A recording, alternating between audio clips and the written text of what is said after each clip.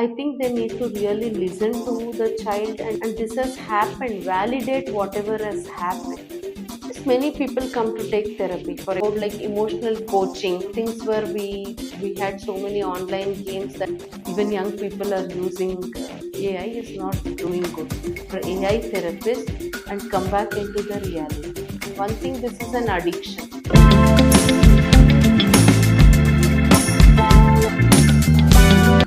Could you just introduce yourself to people? Yeah, I'm Jyostna. I'm a family therapist and I'm a psychiatric professional. So, ma'am, we would like to start with how does someone know that they need help?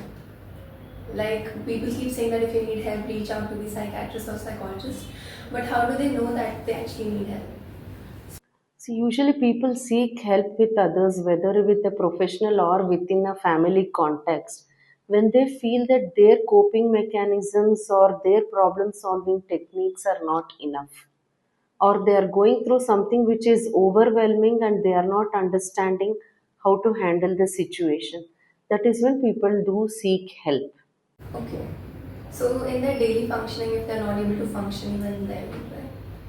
That is what is meant to be, like they are overwhelmed, where they do not know, they do not find answers, and they feel it's best to ask somebody else.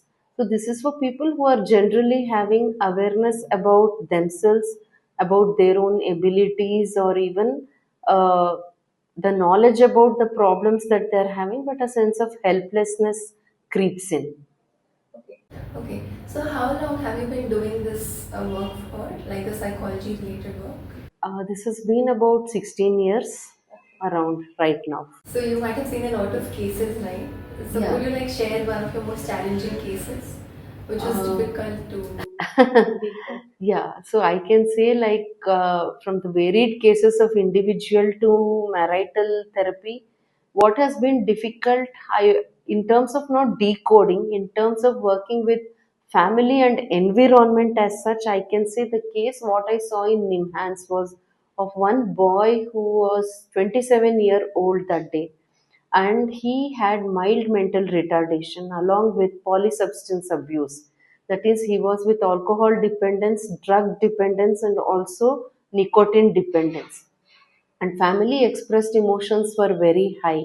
Father was very over involved plus also very critical, but mother had more of warmth and positive regard towards him, and so was the younger sister. But this boy had environmental problems where people misused him and led him into cannabis use and alcohol use. Most of the time, family could not always pay attention because both parents had to work to meet ends.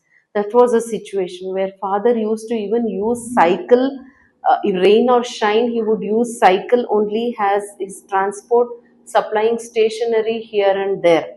And mother was working in a garment family. It's only later on when the sister completed her graduation that she did get into some job. But repeated environmental exposure was one thing where we could really not cut him off, even keeping him in closed wards. The only work what could be done was placing him for job with somebody where he will go by BMTC, and the father gets a call, okay, he has reached at this place and he has left from this place. But when he comes back home, there is no account that he has reached home. So this was one of the most challenging case where we could not keep him off the alcohol or substance for a very long time. Okay. So have you seen cases where people find it difficult to believe it's psychological issue and they believe in black magic or possession or something like that? Yeah, there has been quite many cases that way, but like typical when we get especially seizure disorder along with any psychotic symptoms, and people where they have this cultural belief about black magic, and they feel that when they go to the people, they are the only one who are able to ward off these things. Yeah, we definitely have quite a lot of cases which come in this area. So how would you like to psychoeducate people who think like that? You have to be culturally sensitive, culturally competent to handle such cases. because when people have a belief about black magic or any other cultural aspect, and as a professional you may be against it, you should not bring your personal perspective here and create a barrier for the intervention, even the treatment per se. So you have to go along with their belief, and we do educate them that yes, they can do whatever mechanisms they want to have the work done on this, but do take our medication, do come for counseling. And in the counseling also we'll be very careful not to be against the so-called black magic or any such blind beliefs or cultural beliefs. Okay. So, what are the other types of cases that come? Like, if you could state one in detail. There are many cases which can come either from common mental health disorders or severe mental health disorders, and most of them with family issues, IPR issues will be there. And usually, we have to do a family assessment along with whatever psychological assessment and mental status examination you are doing. And my perspective is always working with family along with the individual. So that becomes very important. So there are many cases like this. So we don't have any standalone cases, but most of them will be on this. And there can also be cases where people need not have any mental illness. It is just an interpersonal relationship issue also. Could you share one case? Uh, we recently had one case of husband and wife having a communication issue where it was initially thought that wife has some mental health disorder, at least a common mental health disorder, but which did not seem so. It was more to do with their own perspectives of life, their own expectations from marriage, which was really hampering their communication. So we did work on their communication issues, and then slowly I think things are improving. Okay. So now, if someone is getting addicted to a substance or, for example, reels, screen time, devices, how do they stop themselves at the earlier stage so that they don't reach the rehab or addiction stage? Yeah. In terms of screen time or the gadget addiction or the game addiction, whatever you call it as, the way of handling slightly differs from adult population to the children, child and adolescent. Because for children and adolescent, getting a critical analysis is very tough, considering that brain development has taken place completely only by the age of 18. So we do work with them only in terms of behavior therapy, slowly using the token economy, coming to certain negotiations. That is what we instruct parents to do. When I say instruct, it is like parental coaching, what we do. So when it comes to adults, when they have significant insight, at least we can slowly help them with setting targets and having more of diversion, getting themselves into their occupation, whatever they are, and give them the right guidance. Nowadays, everyone has something called as a digital health app on their mobile, which gives them their daily reports, like what they are doing, or a weekly report to say that today you have used your device more than yesterday, like say like 2 hours more than yesterday, half an hour more than yesterday. I think this is more like an alert, like how you have your activities of daily life. This will also be an alert for you to how to work on reducing the screen time. People are working in software, unfortunately, yes, we don't have any other thing to say because their job is consistently with that. But there we also suggest to them as a part of human engineering, like the lego breaks that they can take, some relaxation that they can use, so that they're not completely glued to the chair and completely glued to the system. So, do increased screen times actually affect the relationships with the people around them? Definitely, it does, because when we talk about increased use of screen time, it is similar to any other substance abuse where the person develops salience and there is also craving, right? So they are spending more time only into the screen where they're trying to seek pleasure there, giving up all other pleasurable activities, be it family time or be it a community time, or even to the extent of sacrificing their activities of daily life. So if some parents are observing that their children are getting addicted to something, how do they manage them? Because children will not listen to parents, so what can they do about it? See, initially, parents have to be very friendly with the child. Snatching away the device will not be the answer generally. Trying to work around with what we say the token economy, negotiations about screen time will be ideal. And in severe cases where we advise, like many parents, set up controls. So that would be one of the ultimate type. So if parents are not finding it easy to handle, they do come and bring the children for therapy.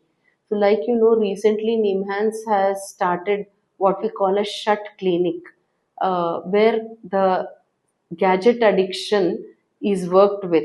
So it's not like children are given zero time for screen. Of course, they are given certain time, but like to watch healthy uh, things on the screen.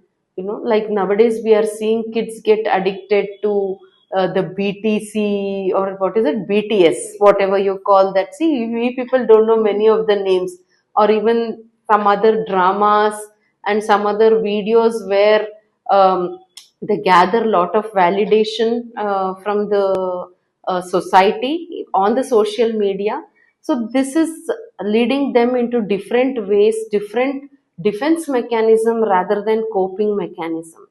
So trying to educate them on that is also one of the work which Shut Clinic has been doing, and we people are deriving inspiration or the training from this, from NIMHANS, and we are also working with them. So educating and helping children to divert themselves to watch healthy videos, take back home messages rather than watching unhealthy videos. Because we've had children in our clinics where uh, they look, for example, doing a makeup, where they say like trying to do a makeup like a person from another race. They want to look like that, get a social accreditation by doing that. So again, it's playing into the psychology of the child in terms of obsession or getting into body image disturbance or depression. So helping them watch healthy videos or healthy websites, use gadgets for their own good, so they are not getting away from these things. So helping them read books wherever necessary, involve in games, parents also needing to involve in like family time, give that adequate time, help children get into more of physical activities would also be a need of the hour. So, ma'am, what is the right way of parenting a child? Because the intention of parents is always right to do the best for their child. So, how do they execute it? Parents are the best person to see what they do. So many times we can't label parents as something right or wrong.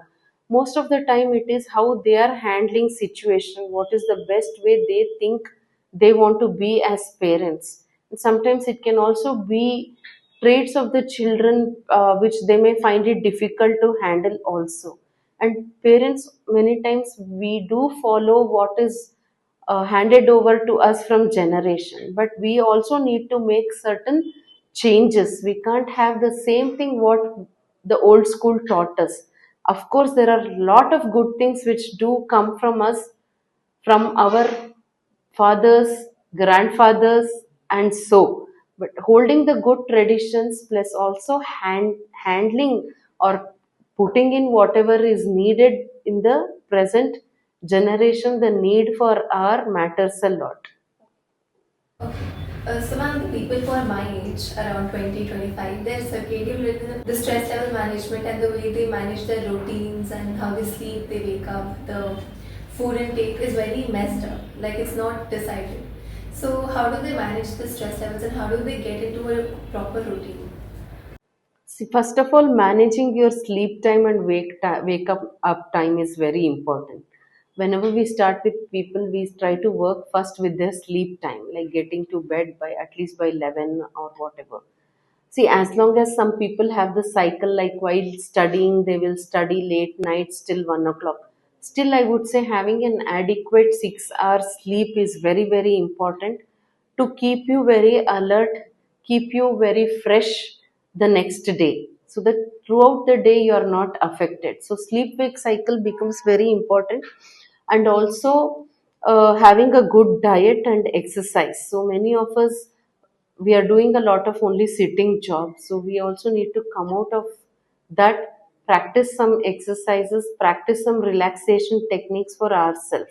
For people who are doing shift jobs, yeah, they have to manage their circadian rhythm in such a way that their food time, sleep time again is not compromised. At least they have a, like I said, 6 to 7 hours sleep, and having the right meals would matter. And social engagement is very important. Nowadays youngsters don't have a lot of social engagement, like, what do I say, like a family functions, they don't want to go, they just want to be by themselves. I think having social engagements, looking at yourself to be with nature will also be very important. Okay. So, ma'am, could you explain anxiety so that people could differentiate and identify that this is anxiety and not normal worrying? See, anxiety, we will put it under clinical term only when, for a significant period of time, let us say at least a month or more, the person is having some upsets in the routine, going through a lot of stress, overthinking, plus also physiologically they are continuously having either digestion problem, palpitations, increased heartbeat, shivering whenever there are some stressful events, or even otherwise. For many people, without any triggers like generalized anxiety, they will be going through a very worrisome state. For, we call it as a free floating anxiety. For everything they will start worrying, building up negative thoughts, chain of thoughts, and whenever they feel they are not able to come out of these thoughts, that is the helplessness, and they understand that they are going into this phase of anxiety, that is when they can definitely seek help. Okay. Could you suggest some methods that they can try to calm down? Usually we suggest to practice yoga and breathing exercises, like deep breathing, or what we call as mindfulness meditation, or different types of relaxation breathing, that will definitely help them. Engaging in healthy activities, taking diversions, will also help them come out of the overthinking.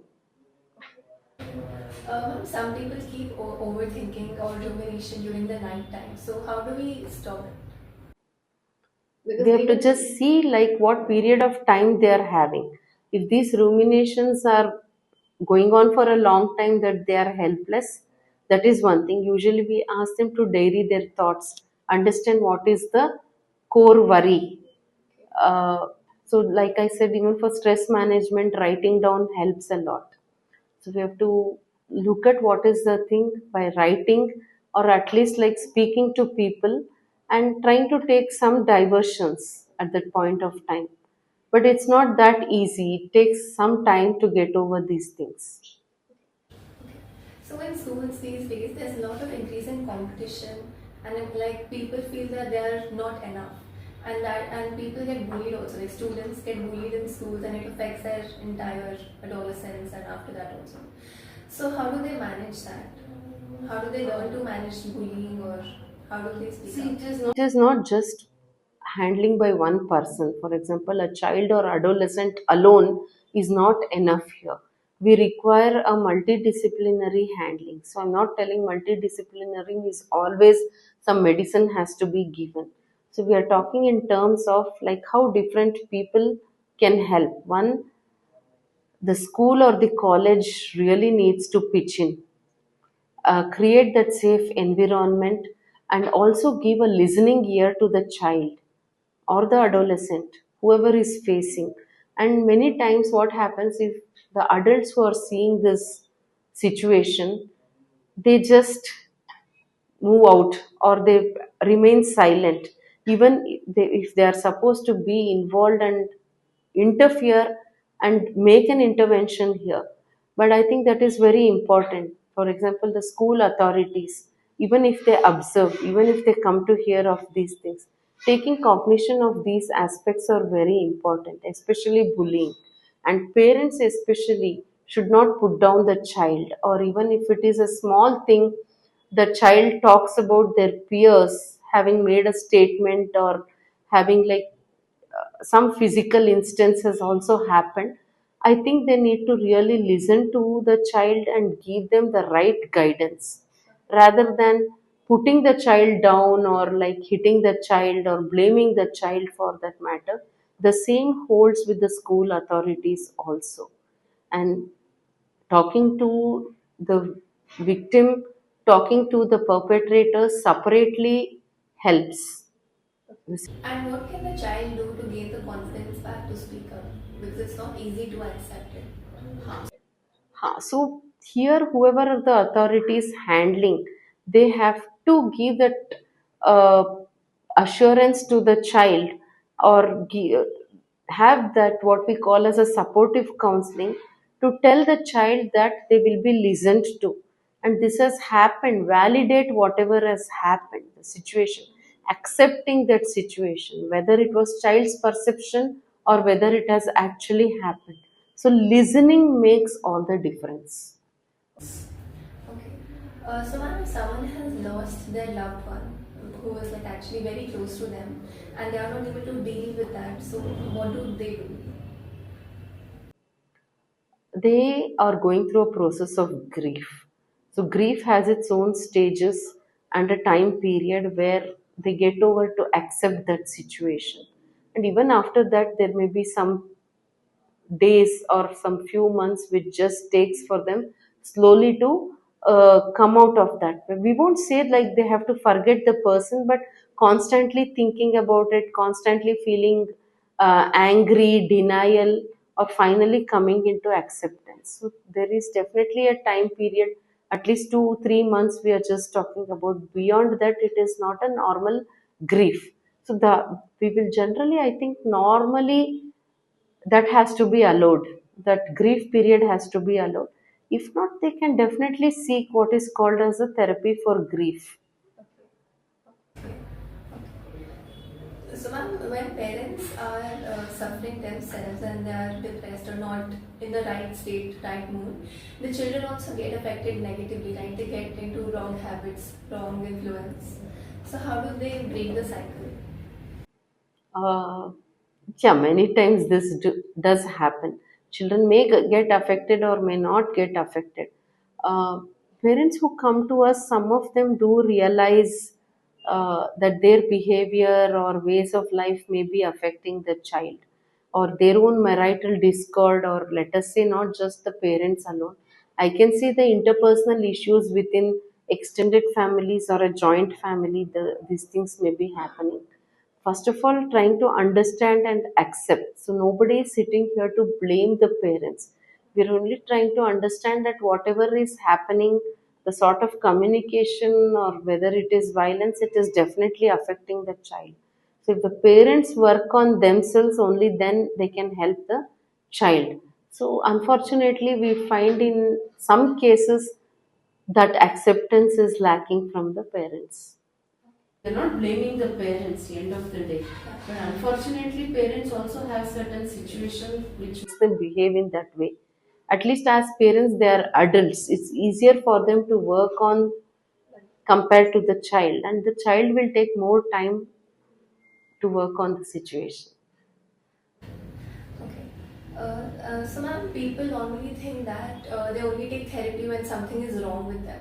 But even if something is not wrong with them, they can take therapy, right? It will be useful for them. Yes, many people come to take therapy. For example, we are talking about premarital therapies or premarital counseling. So these are all like a preparedness for them. They're just trying to understand like how to be in a married life. And we also call as one as marital enrichment, where people are doing very good in marriage, but they just want to feel like better, like in coming days, if at all there are any challenges.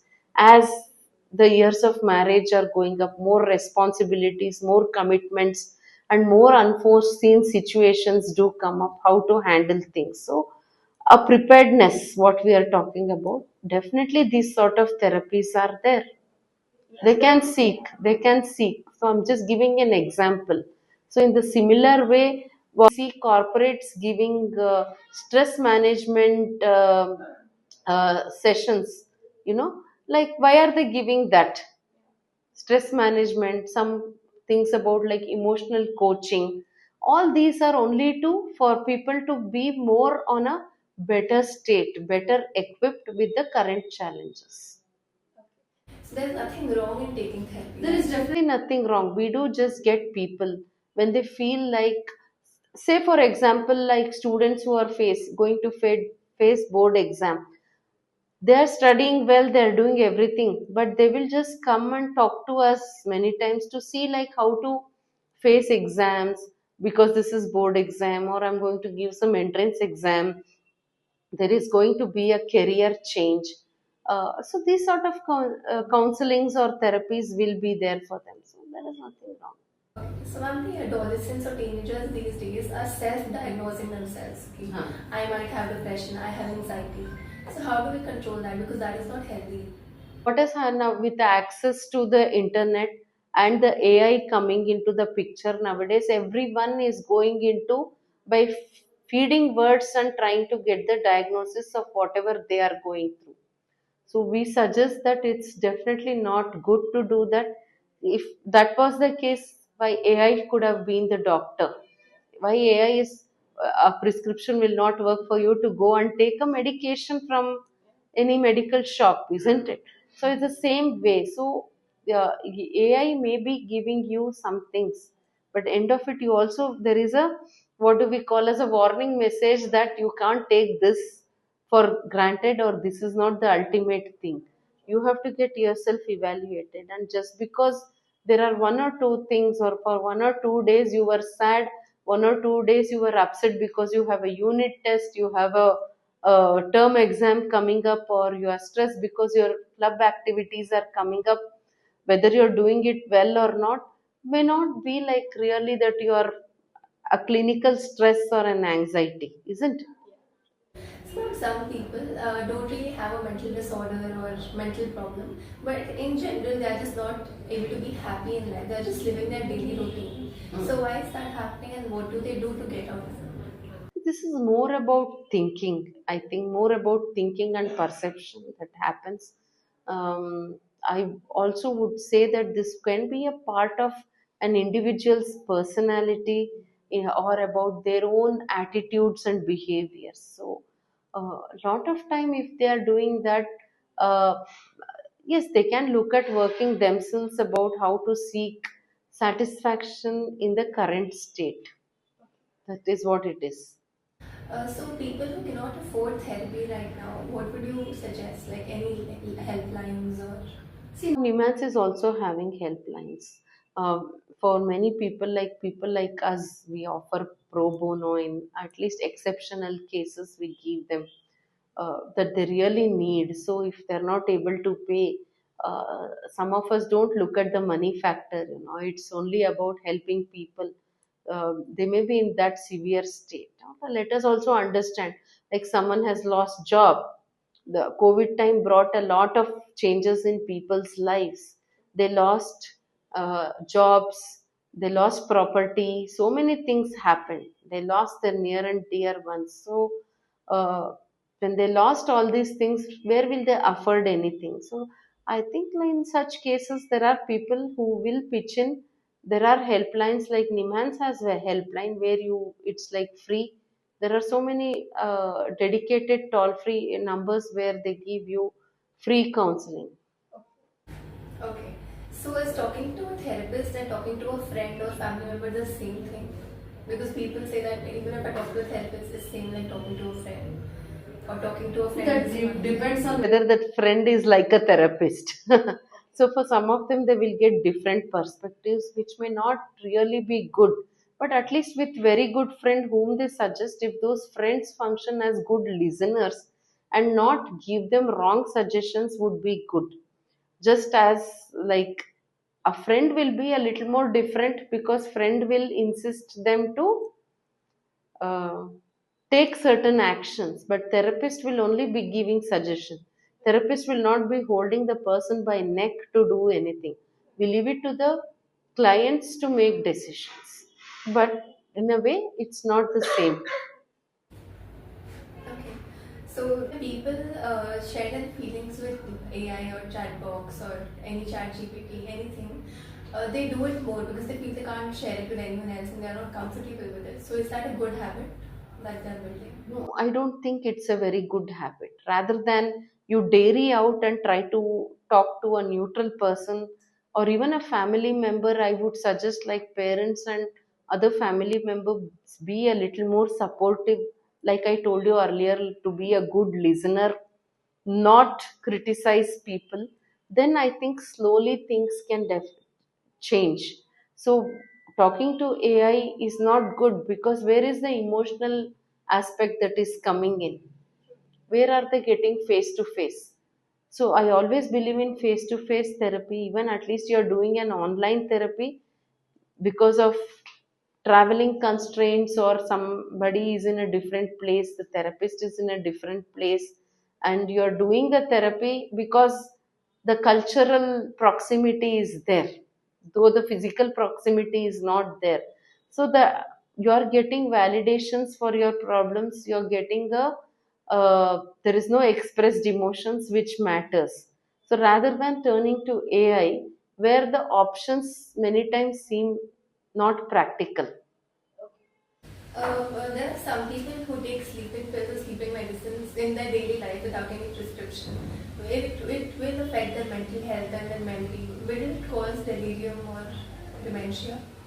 See, it can largely affect the mental health in terms of where their thinking and other things will be affected because all the time it is they're feeling sedated. And one thing, this is an addiction. And second thing, yes, there can be lot of physical health problems, damage to the kidneys, damage to the digestive system, sometimes damage to the brain because the sleeping pills have to be taken under strict observation and the prescription by a medical professional. And no sleeping pill is given for a long term because that is not an answer. Whenever medications are given, sleeping pills are given only for a short term, and fearing that it has a very addictive property. So now you know the FDA rules are very, very strict. They won't give you across the counters. But we do not know about the loopholes. But people should not be taking this on a long term. Definitely it is going to affect their mental state. It is not going to make them alert or anything. Mental and also the physical health. So, ma'am, what message would you like to give to a person who has completely lost hopes in life? Like they don't have a mental condition, depression, or anything, but they are just like losing hope in life. So, what would you like to say to them? I would still tell them that there is always a help there and there is nothing like end. And end of life should not be determined by the person. The leading life should be determined by the person. Facing challenges should be there. Thinking that they always have a backup because backup is definitely there. Therapy is definitely there, not just therapy alone. They can always find a social support. Either primary or a secondary support can always be elicited, so that they should not choose to be on that hopeless mode. So, ma'am, would you like to talk about something related to psychology, mental health, awareness, or anything in general? Yes, nowadays people are going through a lot of stress, and you see how our world mental health day is always celebrated with certain themes. So depression has been the theme, and like what this take home message I have given about the hopelessness, that thing continues where people can seek help, uh, be all in all, take care of health in all the way, and look at having a diversified activities in your life. To get a balance in your life. Yes, that is what the health matters. So, mental health is one aspect of health. You should be a good listener. Allowing your clients to ventilate itself is also a sign of a good therapist. So, learning, never stop learning. Even I am still learning. So likewise, even you people will be learning a lot. So never to get disheartened, and always be more aware about the current updates and developments in the new therapeutic ways. So let us all help to be happy Yeah. so that even we are happy. Okay. Thank you, ma'am.